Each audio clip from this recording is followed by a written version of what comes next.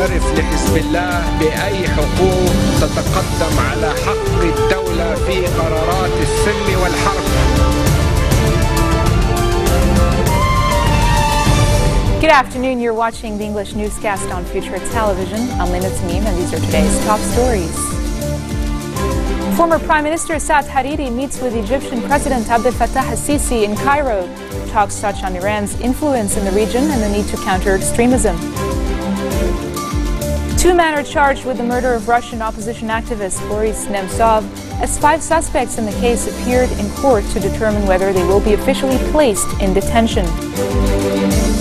And Boko Haram reportedly pledges allegiance to the Islamic State of Iraq and the Levant in an audio recording released on Twitter. Former Prime Minister Saad Hariri says Lebanon's relationship with Iran should be mutually beneficial. In a statement released after meeting with Egyptian President Abdel Fattah al-Sisi in Cairo, Hariri said despite his criticism of Iran's role in the region, he does not consider it an enemy. He said, "We want a relationship with Iran to benefit Lebanon and Iran simultaneously." Today's talks with Sisi reportedly touched on Iran's influence in the region and the need to counter extremism. Hariri said Egypt and Lebanon were in the same boat in the confrontation against enemies of religion and Arab Islamic civilization.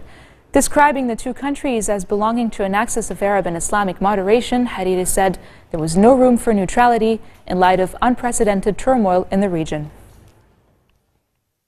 Maronite Patriarch has reiterated calls on lawmakers to end the parliament paralysis and elect a new head of state. During his Sunday sermon, he stressed that the presidential vacuum is paralyzing the parliament, which forcefully extended its term but obstructed the presidential elections. Ra'i said lawmakers should recognize the atrocity committed by the presidential vacuum, which is risking the stability of the cabinet and obstructing the appointment of civil servants. Beirut Maronite Bishop Bulus Mata denies that U.S. Secretary of State John Kerry informed him that Washington was optimistic that a new head of state will be elected within 2 months after a nuclear deal with the Islamic Republic of Iran is reached. Al Mustaqbal newspaper reported earlier that Mata and Kerry held a 45-minute meeting on Saturday in the French capital of Paris, but the bishop said the meeting was accidental and lasted not more than 4 minutes. Tens of thousands of Israelis have gathered at a Tel Aviv square calling for Benjamin Netanyahu to be replaced as the prime minister in national elections scheduled to be held on March 17th. Reports say about 30,000 people attended the rally on Saturday, which was held under the banner "Israel Wants a Change." The rally's keynote speaker was Meir Dagan, a former Mossad chief who recently criticized Netanyahu's conduct, calling him the person who has caused the greatest strategic damage to Israel. Moving on to the Vatican, Pope Francis has sent a special greeting to mark International Women's Day while conducting his weekly Angelus prayer in the Vatican. Large crowds gathered in St. Peter's Square for the event, applauded and cheered as the Pope said he wanted to offer a special prayer and blessing for women around the world. The Pope said women made a vital contribution to the society and should not be marginalized. Pope Francis has on several occasions said he wants women to have a greater role in the Roman Catholic Church. He has said that while the Church's ban on women priests is definitive, he wants to appoint more nuns and other women to senior positions in the Vatican. International Women's Day is marked on March 8th in many countries around the world. And now for some news around the world. In brief, a man who sparked an alert after getting onto the roof of the Houses of Parliament has been arrested on suspicion of criminal damage and trespassing. Emergency services were called when the 23-year-old was seen on the roof of the Palace of Westminster last night. 2 men have been charged with the murder of Russian opposition activist Boris Nemtsov, as 5 suspects in the case appeared in court to determine whether they will be officially placed in detention. A Russian judge said one of the 5 suspects had confessed to his involvement, as 3 others pleaded innocent. Reuters news agency says Nigeria's armed group Boko Haram has pledged allegiance to the Islamic State of Iraq and the Levant. The pledge, attributed to Boko Haram leader Abubakar Shekau, was made in an audio recording posted on the group's Twitter page on Saturday, but it could not be immediately verified. And families of the 239 people on board Malaysia Airlines flight MH370 are marking the anniversary of the plane's disappearance. With a vow to never give up the search for wreckage and answers to the world's biggest aviation mystery, a report by an international investigative team released earlier today raised no red flags relating to the crew or the aircraft's condition to indicate any cause for the disappearance. And coming up next, International Women's Day with our very own Yumna Naufal and Mrs. Giselle Khouri. Stay tuned after this.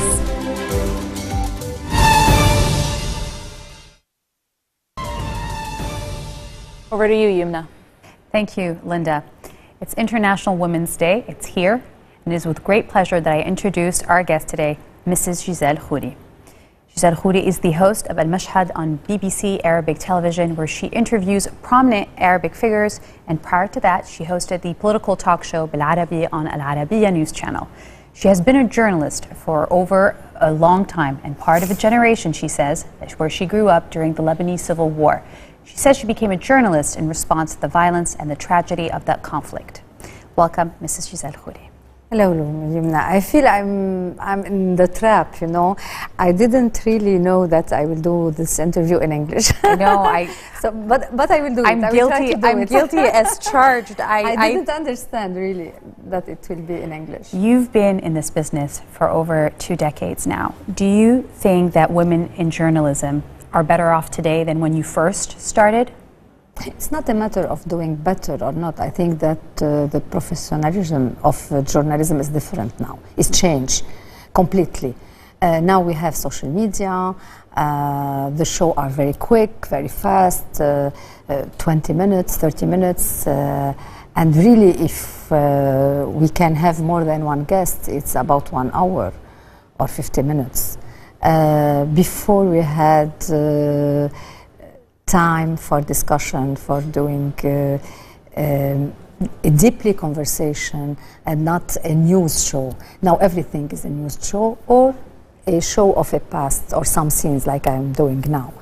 I think that journalists and women journalists especially now are doing very well. And now we have a number of women doing a political show. When I started, it was only for men, the political show. I think one woman only had her political show. And I was the first one who held a political show in the satellite channel. On satellite. The first one. Channel. Do you remember getting a lot of negative criticism on that, or were people welcoming it at the time? Not really. Okay. People were encouraging it? Not in public. Right, okay. Not in public. I don't know, in the little salon of was it in Beirut. Was it challenging for you? Yes, sure. Yes. An Arab woman talking about the political region and international politics. It was really a challenge, but it was fun also. You've had the opportunity to interview so many different, from political figures to artists. Does any interview stand out? A lot of them, but if you ask me which personality I prefer, I think Mahmoud Darwish, because now he's not here, he died. But Mahmoud Darwish was first a handsome, very handsome. That always helps. Very smart, very deep, and very human. And he became a friend, and I'm very proud of that. That's lovely. So that's why you were also married to journalist, writer, and historian Samir Asir until his assassination on June 2nd, 2005, after which you founded the Samir Asir Foundation and the Skies Center for Media and Cultural Freedom. What has the foundation accomplished since its inception? First, you have to know that the foundation has 2 projects. Skies, the center, the Media Center for Freedom, and the Beirut Spring Festival. This year, we will have the 7th edition of the Beirut Spring Festival, but in the 10th commemoration of Samir's assassination. So we'll have a very big performance in the Martyr Square, talking about the history of Beirut, and it's a gift for Beirut. So we have the habit of the Beirut Spring Festival. It's free, and usually we have a very good performance from outside and inside the country. Skies is a very big project, and in the spirit of Samir, because Skies protects, or try to protect, the freedom not only in journalism but also in art, and it's very important. Now Skies is a reference with her data in Mashriq, because we are covering Lebanon, Syria, Jordan, and Palestine. Right.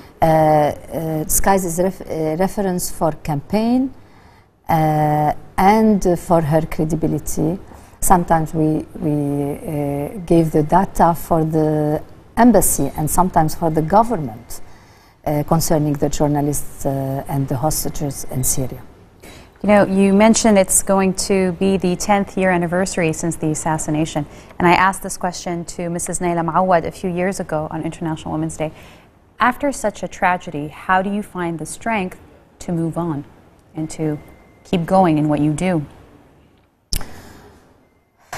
I think you have to choose life or death. And there is no something between. I choose life because of my mother and because of my children.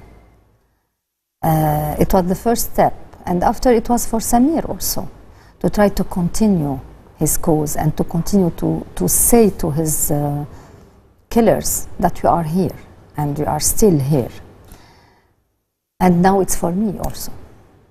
It's for your own cause. Yeah. It's his. We have a question. We had different people, when we said you were coming, a lot of people weighed in on Twitter and a lot of people had questions. We chose this one from Miss Rebecca Bouchabil in Beirut. If you had to give or talk about the 3 lessons you learned that you could impart upon young journalists in the industry, what would you tell them as they're entering? I think it's a way of life. But you need culture and credibility. I can tell you an example. Today in the morning, we read the headlines in some newspapers saying that Kerry meets the Bishop Matar for 45 minutes. And he gave him a letter to Patriarch. When the Voice of Lebanon called the Bishop Matar, he said, it's not true. And it was a headlines in newspaper. So the credibility, I think, is the first important things to have and to keep when you are Check your sources then? Make sure you... It's very often in Lebanon, if you want to say something or to write something, you can give for any journalist or for any reporter that it's true, you know, there was meeting and they talk about Lebanon and they want really to elect a new president. But the journalist must have his investigation before to put this news. So credibility and culture are the most important ones. Are the most important. Thank you so much for being with us today, Ms. Giselle Khouri. And on that note, we end this interview. Happy International Women's Day to all of us. Back to you, Linda. Thank you, Yumna. This marks the end of our bulletin for today. Now for a reminder of our top stories. Former Prime Minister Saad Hariri meets with Egyptian President Abdel Fattah al-Sisi in Cairo. Talks touch on Iran's influence in the region and the need to counter extremism. 2 men are charged with the murder of Russian opposition activist Boris Nemtsov, as 5 suspects in the case appeared in court to determine whether they will be officially placed in detention. And Boko Haram reportedly pledges allegiance to the Islamic State of Iraq and the Levant in an audio recording released on Twitter.